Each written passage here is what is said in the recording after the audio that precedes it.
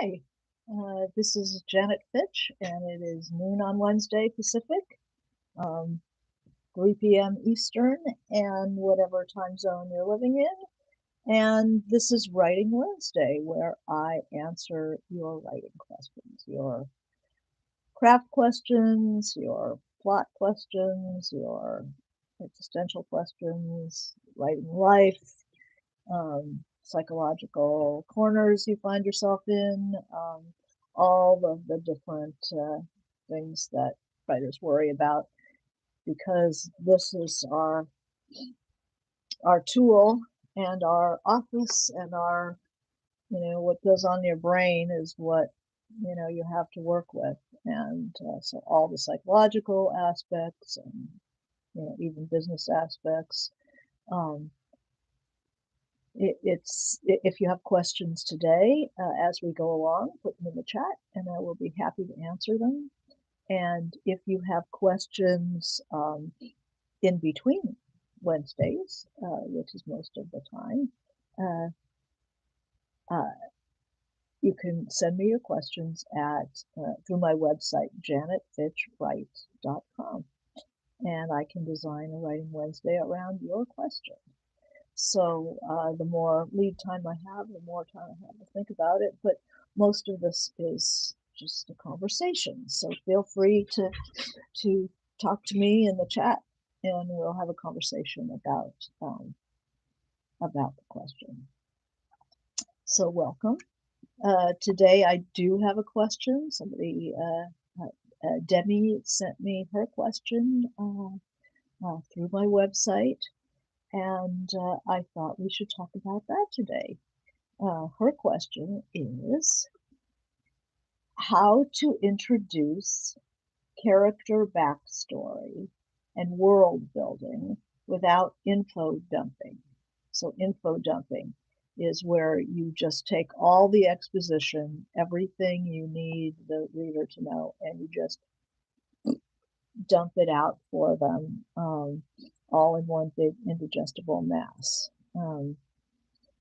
And this is it's such an intrinsic question to the process because we have to deal with it every day. How much are we going to tell, and how much are we going to um, unreel gradually as the action moves along? And I generally will try to um, have any kind of exposition um, unfurl along with the action, interior to the scene. So, how do I decide what to put and what not to put? Is what does the reader need to understand the scene right in front of them? So, this can be a question of character, um, how to introduce character backstory, also world building without info dumping. So say I wrote a historical novel, which needs some measure of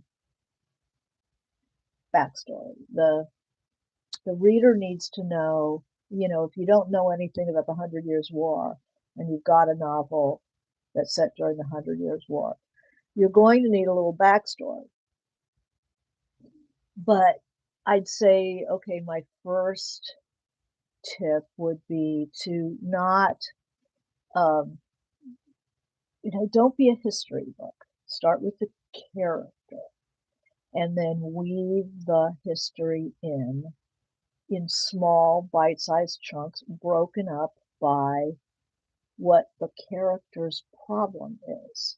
The character's problem is front and center, and then the history gets carefully parted out and sprinkled in as what the reader needs to know. In character, the same thing. You don't want to set up everything to begin with when the character walks on stage. That's not how fiction works. First, you have the character that's in there on stage, and then bits and pieces are fit in. If you look at Faulkner, say, Faulkner, the backstory of the Civil War and the um, failure of the Southern cause and all of the dark side of, of slavery, of feudal life, aristocracy versus the uh, up and coming middle class versus the rural poor, the grudges, and kind of the whole dark history. There's a reason they call it Southern Gothic. Um, he he's not going to write the history of the American South to inform you of what's going on. He's going to start with the difficulties of the characters and the mood of that world, the kind of crumbling Gothic quality that was a result of all of this, and the smoldering resentments and stuff. Um, like what's happening in the moment of the scene, and then the little tendrils that are informing it.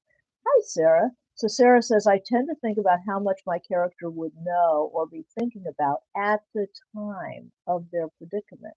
They also tend not to think about history as history if it's part of their lived past. Yeah. When the Saracens came through, 4 years ago and burnt you know, um, half of whatever they called it, the Holy Land, or when Rommel came through with his tanks, and this happens. So stay close to the ground, stay close to the characters, uh, and then resist the temptation to bring your reader up to speed for more than, think about like a paragraph if you're going to do it at all. At the beginning, sometimes you have to bring people into the world. Having written historical fiction, the Russian books, let's see how I did this. I started in the future, a more present time and place, and then back in Russia. And then we move back to Russia, and we are in a place, in a time. It's World War One, so we start with the personal and what's going on in a family, and then there are bits of the war that start coming in because, you know, one son is at the front, and one guest comes in and he is still in uniform, and he can bring us a little bit of news. People want to know what's happening at the war.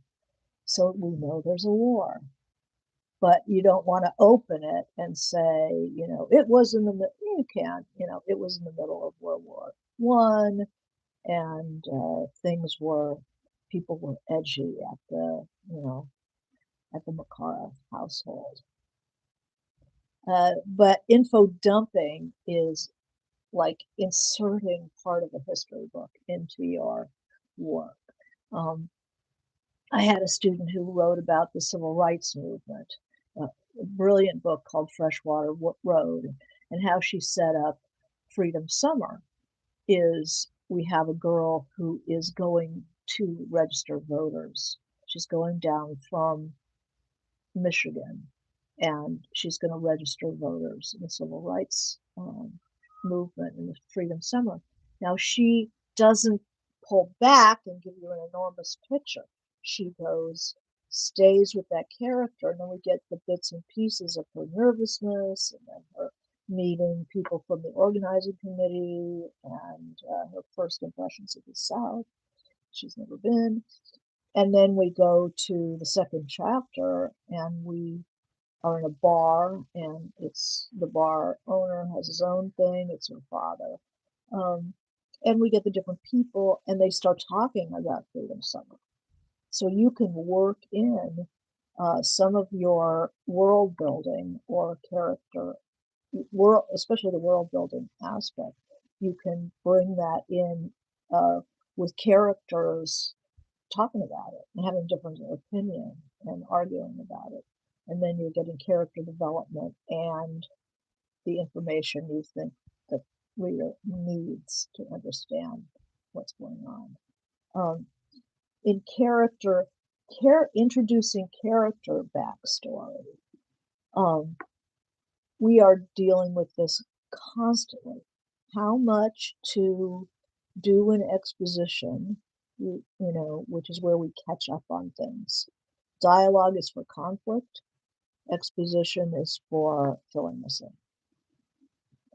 How much does the reader need to know about your character that's not going to be witnessed in live scene, in dialogue, in action? The character, say the character's backstory is that they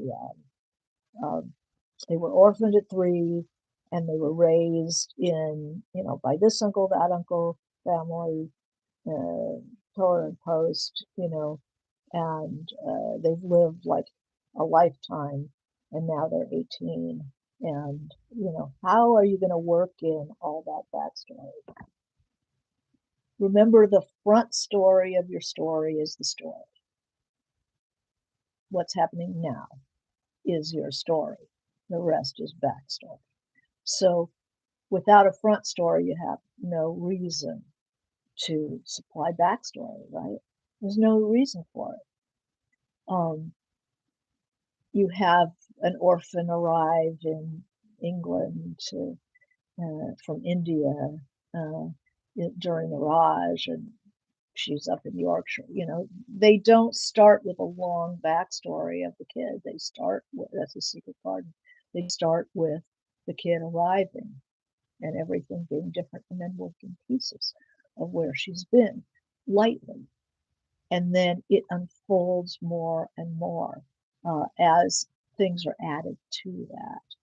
One of the great backstory introductions that I've ever seen is you all know that Under the Volcano is one of my favorite books. And it begins with 2 secondary characters talking about the protagonist. So that's a very Shakespearean type of opening where you have underlings talking about the king or whatever's going on. And then, second scene or third scene, the king arrives or whoever is the subject of that underling interaction. So this has, 2 friends of the consul who's a horrible alcoholic. We're talking about him and his alcoholism. So we're getting character backstory, not really backstory, but character information. It's a setup. We're getting information about that character. And then when the character arrives, we see, oh, yeah, we get it because we've been set up for it by these 2 minor characters. But one of the things that I admired about this book is there's a line where he drops in Oaxaca was the saddest word.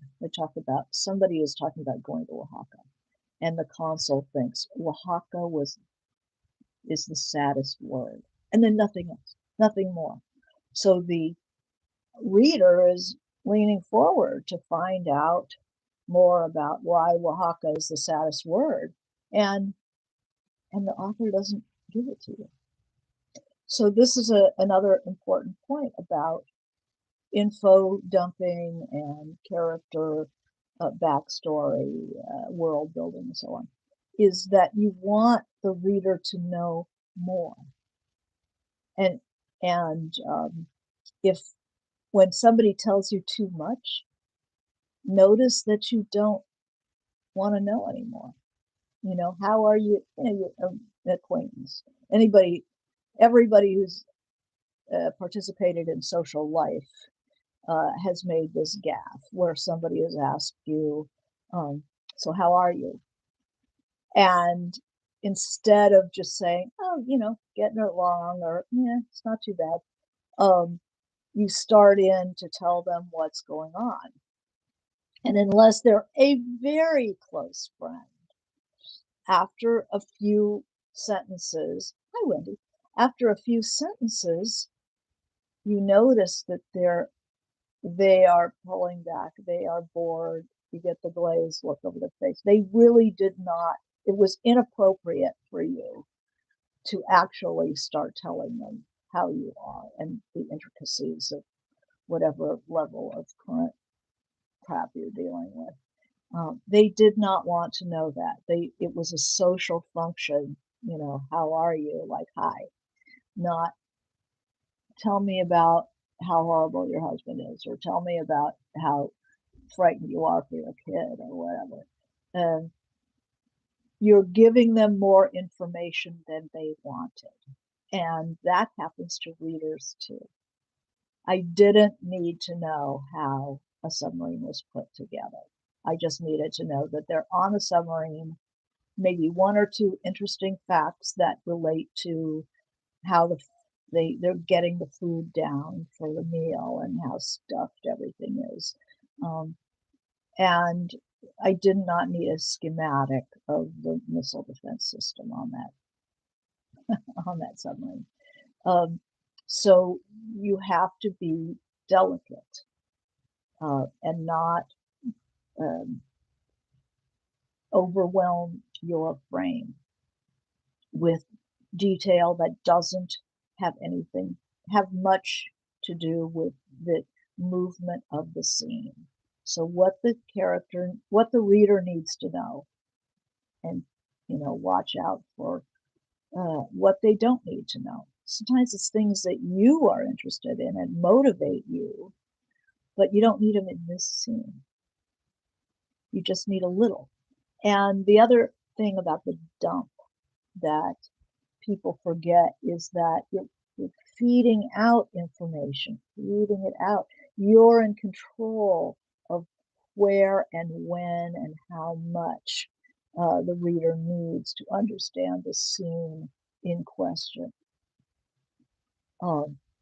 Sometimes writers kind of lose control of that, and they've read it in a big chunk because they read the history, or they've worked out every single bit of the character's backstory, so they just stick it in. And if you tend to do that, know that the next day you're going to go back and take out what that scene didn't need and maybe save that for another scene. If try to also characters in terms of character backstory.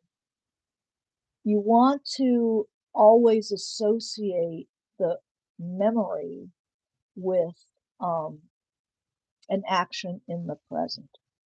So if I'm sitting in a diner, my character is sitting in a diner, and I need them to reveal certain aspects of what's happened to them, I'll let something trigger it. Something comes on the jukebox, and they remember their senior prom in this town that they've always hated, and remember what happened.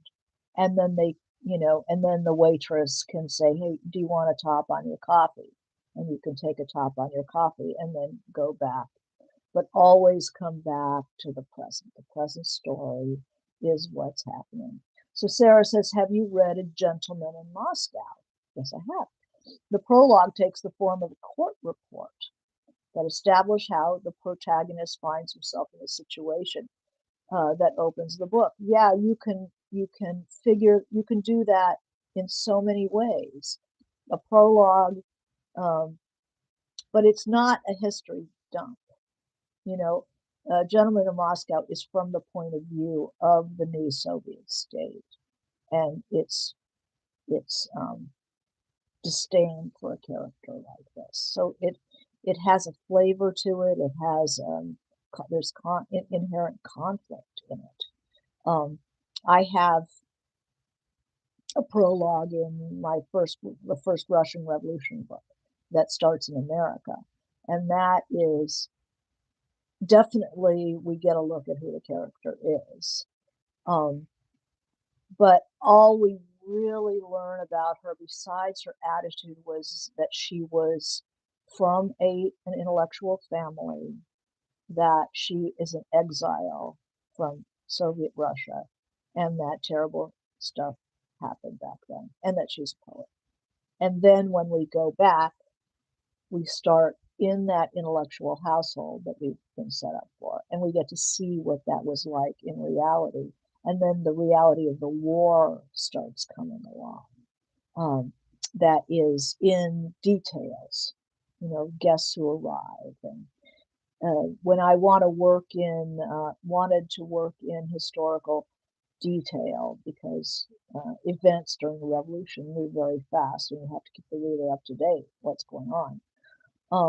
I often use wall posters that were, that declared something or other, and then there'd be a crowd around. You'll see the mechanics of this now when you read the book.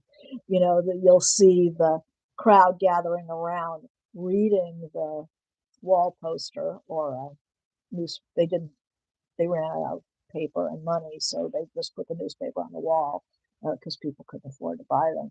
And then people would read it and stand around and have a conversation about it. So everybody would be adding bits and pieces of things they knew or suspected.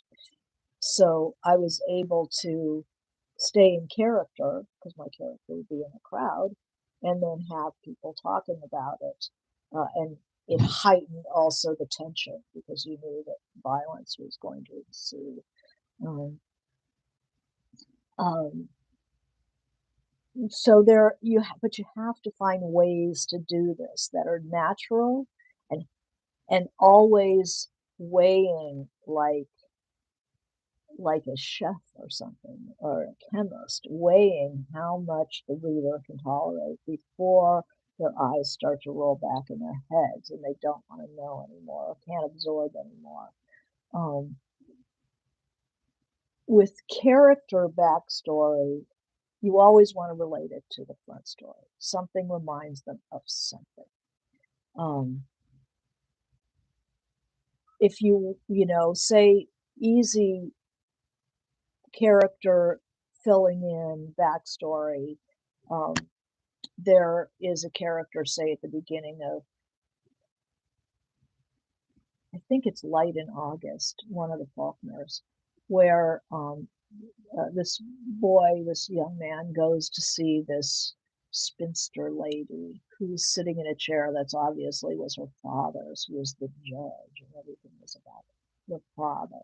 And so we keep coming back to her father, the judge, did it this way, and her father, the judge, did it that way. So we don't have to have Faulkner telling us this woman's obsessed with her father, who was a big deal in the last generation. And, he shows it. He shows that crumbling house, and he shows that everything's still in place from her father, and her father wouldn't open the drapes, so she doesn't open the drapes. Um, so we feel it and we get it fed out to us. I think that's going to be the info dumping, the world building is both in sci-fi and fantasy, world building all the time, but also historical, because even though you're building a world that actually had existed, the reader is a blank slate. You have to build that castle in their mind. You have to build that demonstration, and what the hell is it about? And you don't want it in an indigestible history book manner, because the reader will glaze over and just, I don't want a high school history lesson. I want to know about this girl who's going to go down to register uh, people for Freedom Summer. I don't want a lecture about Freedom Summer. That's the opposite of fiction. Fiction, you have to be so sneaky with fiction. Fiction is extremely sneaky. You have to figure out how you're going to get this stuff in and still keep the reader's attention. So you have to sneak it in. It's like my ex-mother-in-law used to sneak zucchini into everything that she cooked, and as if we wouldn't notice. But you sneak it in. You don't like, here's a bowl of zucchini.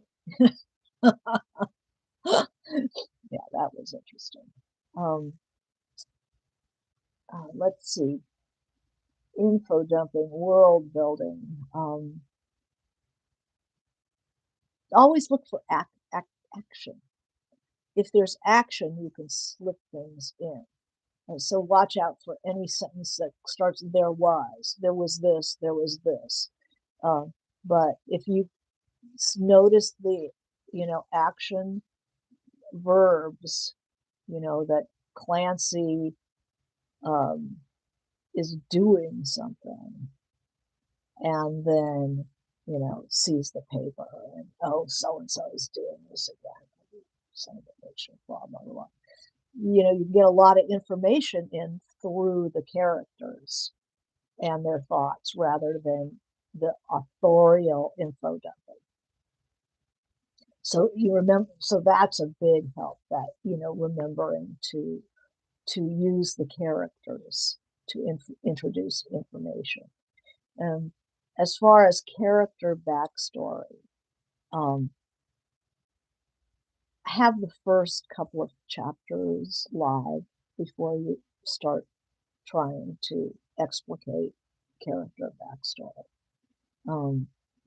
And that's the way it usually will work. If you look at some of your favorite books, they'll start with live, a couple of live chapters, and setting up the problem, and then something will click into a little bit of backstory. But don't try not to have like a backstory chapter. It just stops the book dead. Stops. Let's see how I dealt with the historical one. I'm gonna turn my back to you momentarily. Take a look at because the landscape is full of information.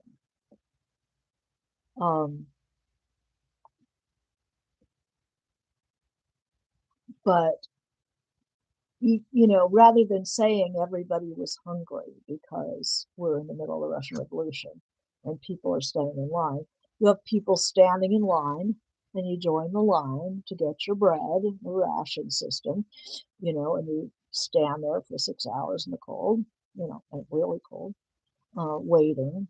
And then information goes up and down the line, and people are grumbling, and people are complaining, and people are defending the system, and all kinds of different ways of doing it.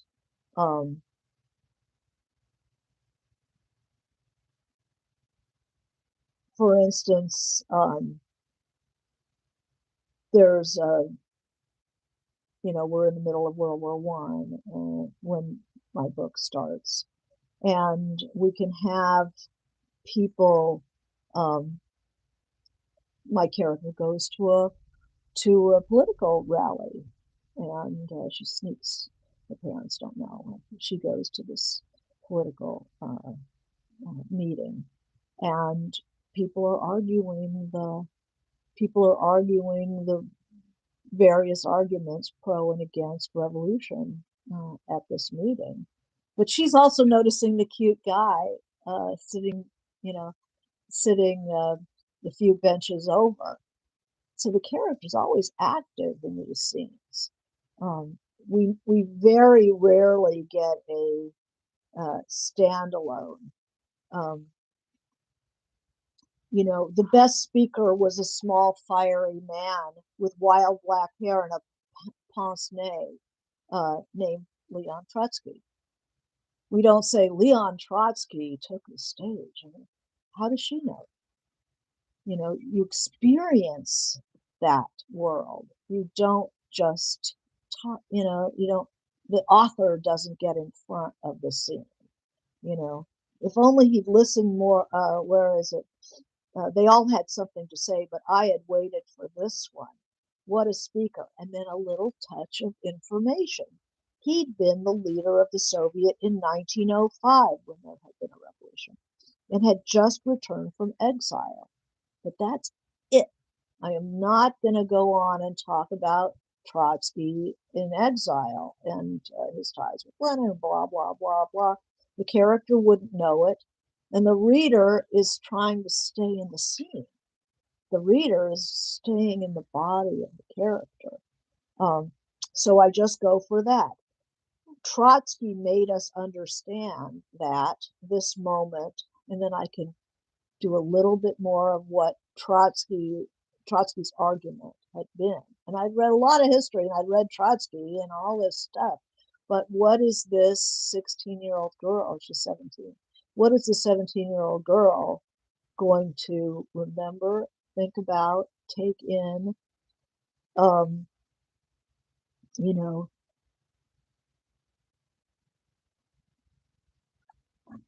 having so you're always using your characters. And what I often do when I really had to work something in historical, that how in the world would my character know this? The newspapers are just propaganda by this point. Is she had a friend who was working in the Bolshevik within the Bolshevik Party, and to have a more knowledgeable friend that she would go and ask favors because she was um, her she was a former person, also a poet, and so she had no way of knowing what was going on. So she'd go in to get either a favor from a friend or to find out what's going on.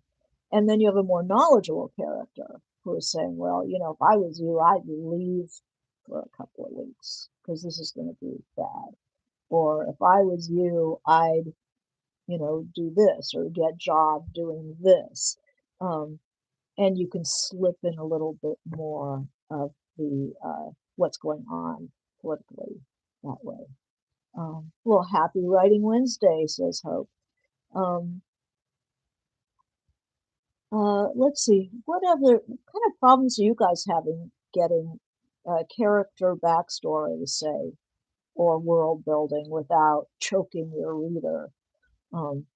If anybody's ever started a fire, in a fireplace and seen somebody like just take a phone book or something and throw it in some wad of paper or just throw it in there and it puts the fire out. You have to tear the pages out. And I actually have this in the Russian novel because people were burning their books. You can't just throw a book in. You have to tear the pages out and twist them and get a little negative and then put that in. So you feed that fire very gently or you're going to smother it. So Hope says it's hard to choose which details are the most important sometimes. Yeah. And sometimes you get halfway through and you realize, oh, I needed to set this up back then. So it's something you don't do all at once. Sometimes you have to go back and plant something because you're going to need it later.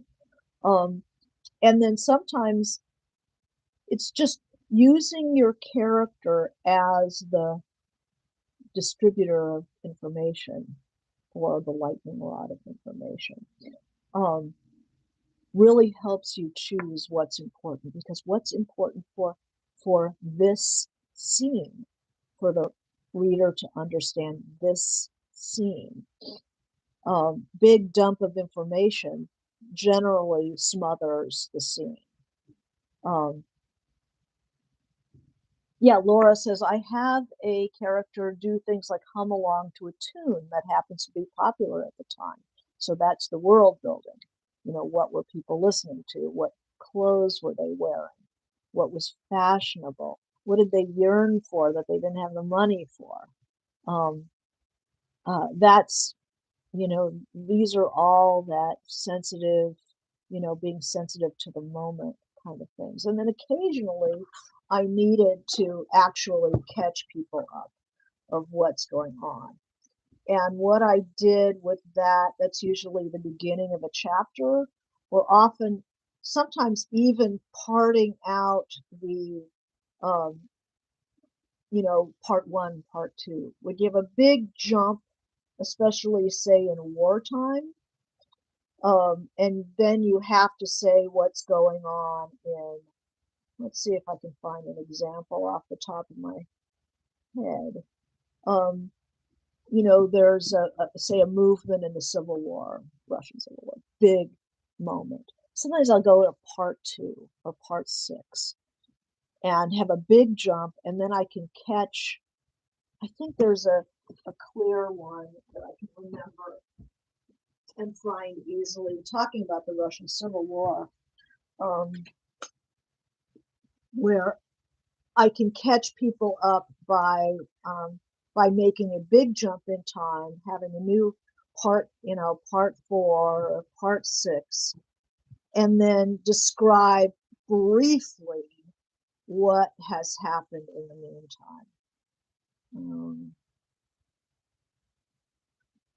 So it's not so much, the next day, the next scene, but you can cut ahead 6 months and then say, in the last six, here's one. Okay, so this one, we have scenes about um, my character's working in an orphanage, and she's telling, fairy tales to the kids, made up horror stories to a bunch of little boys, and they just love it. And but big things have been happening in the country in a war. So what I can do is I have a new chapter, and then I'm talking about the Russian Civil War, 1919. So I stop. I have a scene with the little kids, and then I have a break, new chapter. Meanwhile, General Eugenich burst out from his position behind Lake Peipus on the border between Estonia and Russia. So this is the author. I just have to catch you up to where we are. Within the week, he had taken Luga 100 miles away. So we know we're in Petersburg, so 100 miles away. He led German Freikorps troops, etc., etc. We'd beaten the Germans back last winter, and here they were again. So we're getting back into my character's point of view pretty fast. Third sentence. I go from there's an authorial catching you up really quick to military maneuvers, and then we did this. So now I'm back in the character's head, and we'd beaten the Germans back last winter, and there they were again under the whites. But this year was different. So is this authorial or is this the character? We're very close here. The depopulated city, in the depopulated city, people were listless, depressed. There was no fervor of resistance as there had been against the Germans. No one flooded out to build trenches. No rallies were called, no speeches. Where was the government? So now that's the character. Where was the government? Where was Trotsky to inspire us? Zinoviev, Rykov. And then the next paragraph is the apartment. So we get the character's point of view is pushing up to the surface, taking over that exposition from the author, only in the Shpalernaya apartment, her apartment. And so we're back in the story, back in her life, back in the apartment. Only in the Shpalernaya apartment did excitement bubble like a forest spring. The aristocrats, this is talking about the German invasion of Russia during the Civil War. The aristocrats reacted as if they'd received a gilt-edged invitation to the Grand Duke's ball, delivered by footmen in livery. Oh, happy days. So the people she's living with in this apartment are aristocrats, and they are hoping the Germans will will invade. They hope the Germans will kick out the Bolsheviks and bring the Tsar back. Um, so we're back in her life, in her apartment. I give it like one paragraph to, and then even in that paragraph, the character's point of view takes over from the author, and we get her perspective on the German invasion.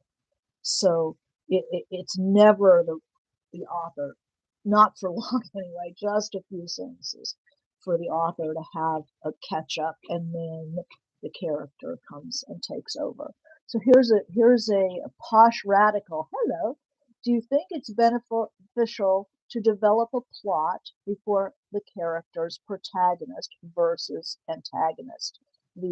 Develop a plot before the characters.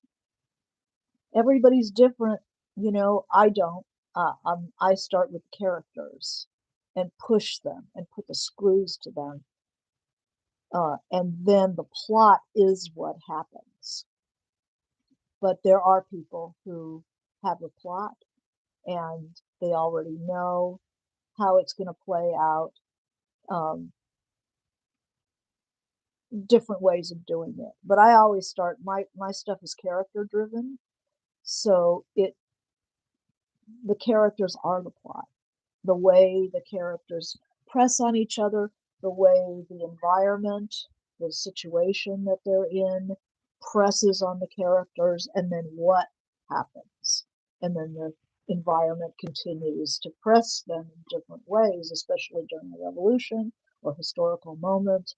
Um, they're going to be pressured not only from character against character, but then the big environment presses on them as well. So, say in this contemporary environment, um, I might say a woman and her boyfriend are having their relationship, and they're pressing on each other. The boyfriend, say, is not trustworthy. The protagonist might be somebody who is very has been trustworthy, but is starting to not be so sure of it. And then you have outside forces, say um, political uh, problems impinge, or the housing situation, that their uh, rent is going up. And then you can have a little bit of thought about what's happening in the housing market and go back to the interpersonal problem. And then the pressure leads to a new situation, which leads to pressure from a different degree. And that's how the little engine of your story goes. Somebody wins, somebody loses, there's a conflict, and then the outcome becomes the new place for pressure to come in, and then there's the outcome, and then that turns the engine of the story. Uh, so I personally don't develop a plot before the characters. I develop the characters, and then what happens to them is the plot. Um, but especially in a mystery, you have to figure out the plot. Uh, you don't necessarily have to, but most mystery writers do know the plot. They know what's going to be happening. And then as they go along, they learn more about the characters and how the characters react. But what happens doesn't come out of character, generally speaking. The plot is the thing, whereas in the kind of fiction I write, the character is the thing, and plot comes out of character. So Sarah asks, in your historicals, how much of your plot direction do you think was research driven? How often did the actual timeline of the revolution drive the narrative over the fictional characters' conflicts? Well, so I used the timeline of the revolution. I fudge nothing. Anybody who reads those books, who knows about that historical time, I have heard nobody say they got it wrong. No historian, nobody. Um, because, and that's, I was very fussy about that. It took a long time. Um, but I can pick what part of the history I want to incorporate. What part would my character know about? What part would my character be affected by? So there were many times that the plot direction was determined the by the history. Um, you know, the bombardment of Petersburg, the political uprising, the way the class structure was flipped on its head, the way it broke her family apart, different people having different political allegiances. Um, so it was part, the history was the background, the reason why certain things, she had to deal with certain things. But there were also her own things, you know, the people that she was attached to and things that she was, you know, had to react to in her own personal life as well as in historical. But the research didn't determine the plot.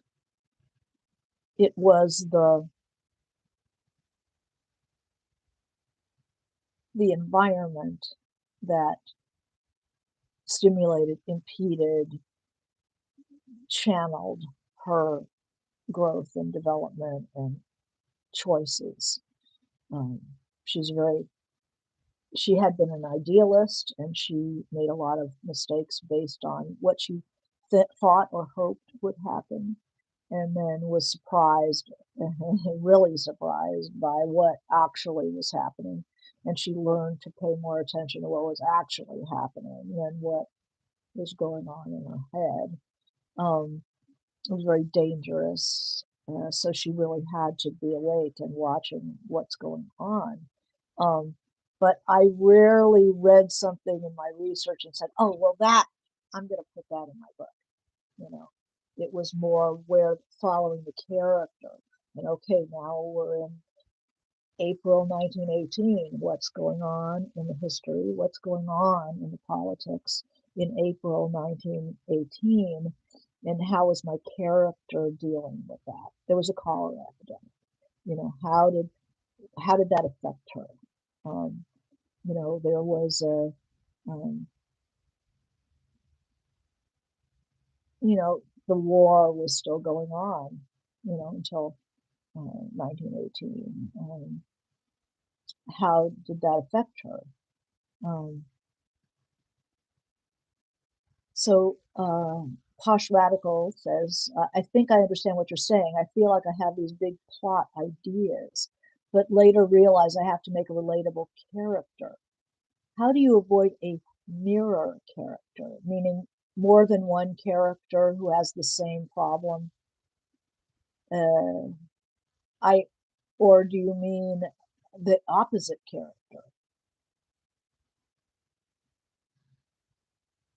There's a book that I otherwise really liked, but it had a problem, what I call multiple protagonist problem, which it had a middle-aged, over-the-hill surfer who was going to surf the big waves of Northern California. Then it had a middle-aged, over-the-hill surf photographer who was going to go out with the middle-aged, over-the-hill surfer who was going to surf the big waves of Boulevard.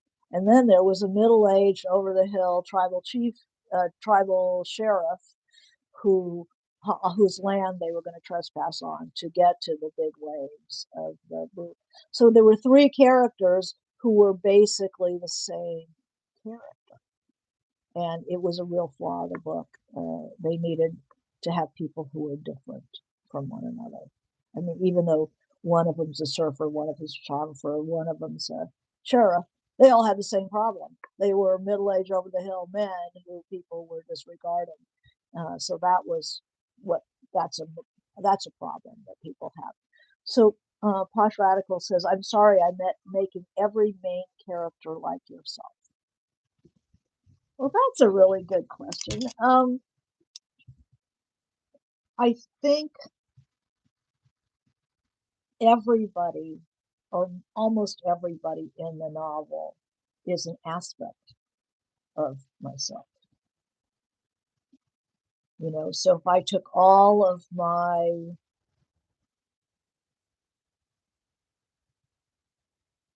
rebellion and I made it one character, and I took all of my uh, rulesiness and gave that to another character, and I took all of my nihilism and gave that to another character, and then you put them in conflict with each other to see what will happen. I think that I don't worry about that too much. Usually a main character is like the author in many important ways. But not, I mean, we are so complex as people. We are, and so full of contradiction, that the main character is never all of ourselves. It's aspects of ourselves. Um, and to make every main character like yourself, I think, over a course of books, or do you mean within one book, everybody is the same? That's a problem, you know. But you take pieces of yourself and you give them to various characters, then you do justice to every single one of them. You know what it's like to be a coward, you know what it's like to be a brave person. Give one to give the coward to one person and the brave to the other. Pull it apart and part out your characteristics. That's what most, I think that's, for me, that's what my fiction does, is it gives, like I have in the Russian books, there are three girls, and one of them is the scientist, and one of them is the radical. The scientist is sort of the good girl, rationalist. One of them is the radical intellectual, and one of them's romantic, the poet, the protagonist. And it's basically those are all pieces of myself that and but added but I add other people that I've known to them, and other that I give them other traits, fictional character traits. So they're all, you know, amalgams of myself, other people, and fictional constructs, all. And then they interact. And what happens to each under pressure? The good girl scientist ends up as a really hard ass pragmatist and kind of soulless. The radical intellectual becomes a terrifying member of the Cheka, the secret police. And you won't remember this, if you haven't read the books, I don't think I'm spoiling anything. And the poet, who's the romantic, she maintains some of her romance. She maintains her love of literature and poetry and her decision to become a poet. But she becomes much more pragmatic than she had ever been, because she's tested in ways and she's learned that her idealism has gotten in her way in dangerous ways. Um, so people change as a result of the pressure that has been put on them. They change in their own ways.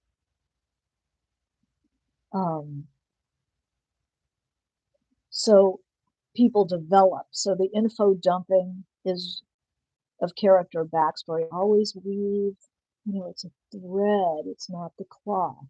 Weave it in, do just a few lines at a time, feed it in so you don't smother the fire. Like, don't throw the phone book into the fire because it'll smother it. All right. Well, we've done another Writing Wednesday. Hope you enjoyed it, and please send me your questions through my website.